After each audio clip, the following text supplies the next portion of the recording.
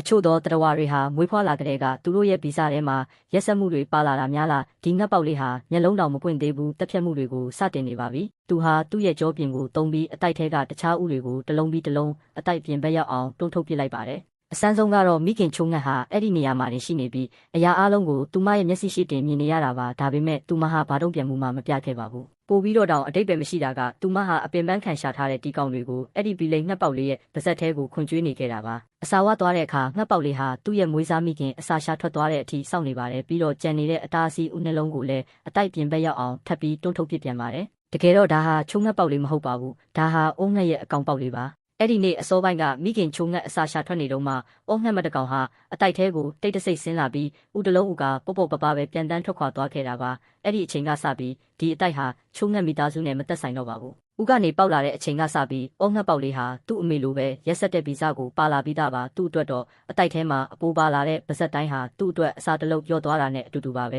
ဒါကြောင့်ပြိုင်ဘက်မှန်သမျှဖယ်ရှားပြရပါမယ်အကောင်ပေါက်နေပြီဖြစ်တဲ့ငှက်ပေါက်လေးဖြစ်စေအေးအေးဆေးဆေးအိမ်မောကျနေတဲ့ဥဖြစ်စေအကုန်တွန်းထုတ်ပါတယ်သူ့ရဲ့ပိုကြီးမားတဲ့ကိုယ်ရည်နဲ့ကျေပြန့်တဲ့ကြောပြင်ကိုတုံးပြီးမောပန်းချင်းမရှိတဲ့ဆက်ရုပ်ငယ်လေးတစ်ရုပ်လိုအဖန်ဖန်ထက်ထက်စူးစမ်းတွန်းထုတ်ပါတယ်နောက်ဆုံးမှာတော့အတိုက်ထဲကဥတွေနဲ့ငှက်ပေါက်လေးတွေအကုန်လုံးမရှိတော့ပါဘူးဒီလိုနဲ့သူဟာဘာပြိုင်ဘက်မှမရှိတော့ပဲမတိနားမလဲတဲ့မိခင်ချိုးငှက်ယူဆောင်လာသမျှအစာတိုင်းကိုအေးအေးဆေးဆေးတကောင်တည်းစားသုံးခွင့်ရသွားပါတော့တယ်